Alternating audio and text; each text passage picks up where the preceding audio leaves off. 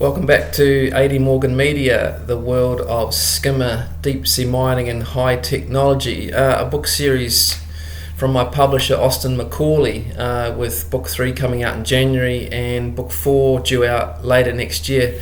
Today I wanted to talk about subsurface mining skiffs working in the area, deploying their drones to 4,000 metres below sea level to collect nodules, and how communication might occur or does occur in the novel series in the area through a grid.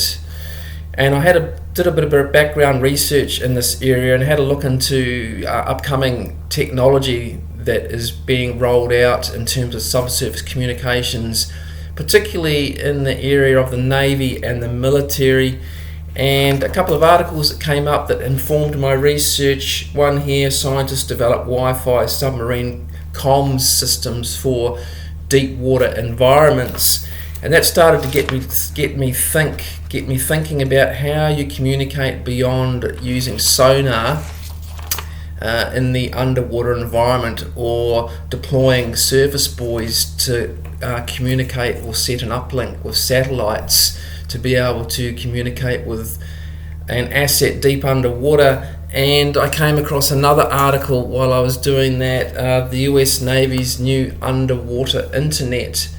So that informed the research behind how skimmers might communicate underwater as well.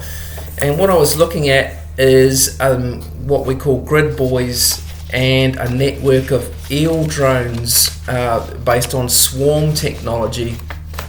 Now, to inform this, we have to go beyond sonar and echolocation, and I found people were looking at, in terms of Wi-Fi, what they call qubit technology or laser signaling technology underwater. And essentially you create a network of buoys with this technology in them, and then they communicate between each other and assets.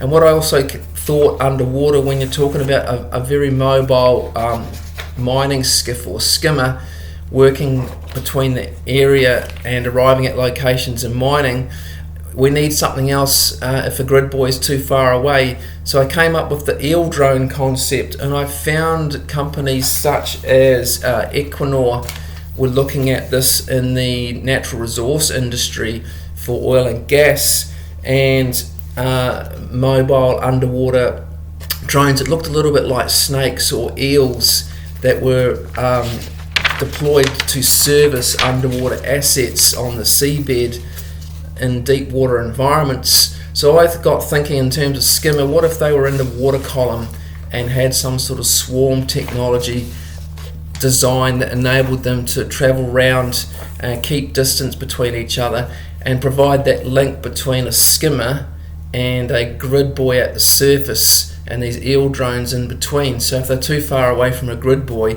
they've got qubit laser communication signaling between the skimmer, the eel drone and the grid buoy.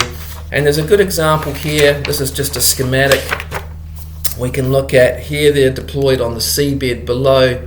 Down here you can see there's a buoy that is suspended by a chain from the seabed, and that provides the opportunity to create a laser signaling between a submarine and the grid buoy, and then that can be sent elsewhere as well. So I thought, what if they were at the surface and fairly large and geostationary, so able to keep position, and they deployed from those grid buoys the eel drones, put it a little bit like a service module, and then when the eel drones needed to come back for, say, charging, for example, or powering up or servicing, they would go back to the grid buoys, and then a service contractor would of course collect the grid buoys to service both the buoy and the eel drones.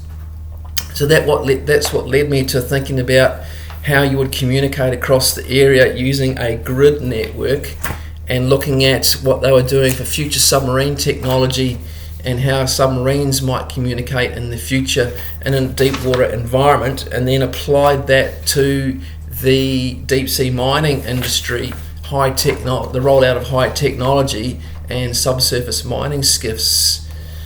So I'll leave it at that for now. If you have any questions, you can get on the Instagram site or Facebook sites. Handle is at AD Morgan Media, and comment on posts and my YouTube channel as well. So we'll talk soon.